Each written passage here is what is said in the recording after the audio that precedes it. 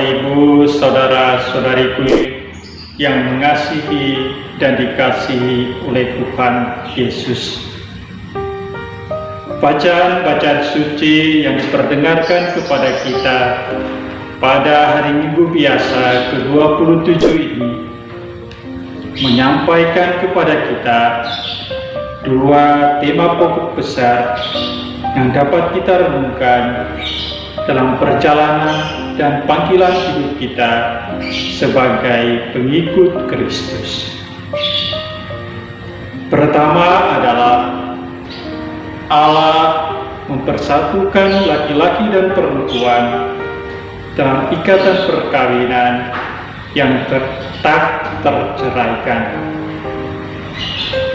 Dalam Injil kita mendengar bahwa orang-orang Farisi mencobai Yesus dengan mengajukan pertanyaan tentang perkawinan. Mereka bertanya, apakah seorang suami diperbolehkan menceraikan istrinya? Jawaban Yesus jelas, tidak. Musa memberikan izin itu karena ketegaran hati manusia, karena kerasnya hati manusia, agar mereka dapat mengendalikan perceraian, dan bukan untuk memperbolehkan perceraian. Jika kita melihat dalam kitab suci, dalam bacaan-bacaan dalam kitab suci, kita melihat bahwa Allah sejak awal mula menciptakan laki-laki dan perempuan agar mereka menjadi satu daging. Dengan demikian, mereka bukan lagi dua, melainkan satu. Inilah prinsip perkawinan, inilah prinsip pernikahan yang dianut oleh Gereja Katolik. Perkawinan yang tak terceraikan. Bapak, Ibu, saudara-saudariku yang terkasih dalam Kristus, dewasa ini banyak keluarga mengalami berbagai persoalan dalam hidup rumah tangga mereka. Banyak keluarga juga mengambil jalan perceraian sebagai solusi dalam hidup perkawinan mereka.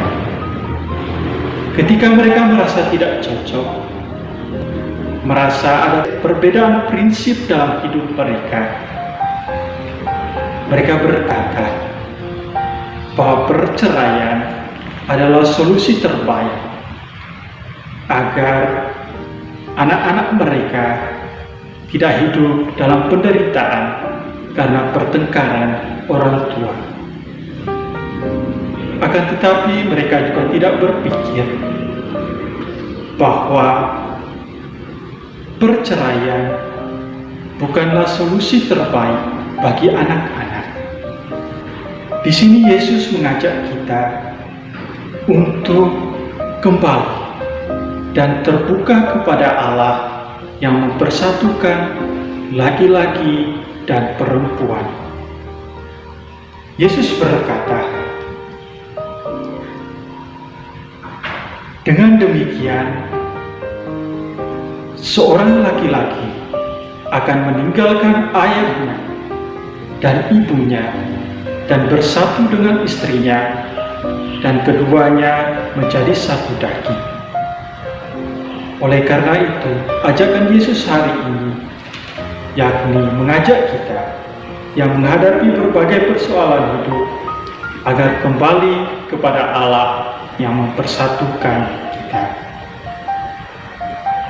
Pesan kedua yang dapat kita renungkan dalam bacaan-bacaan suci hari ini adalah yakni beriman seperti anak kecil. Bapak, Ibu, saudara-saudariku yang terkasih dalam Kristus,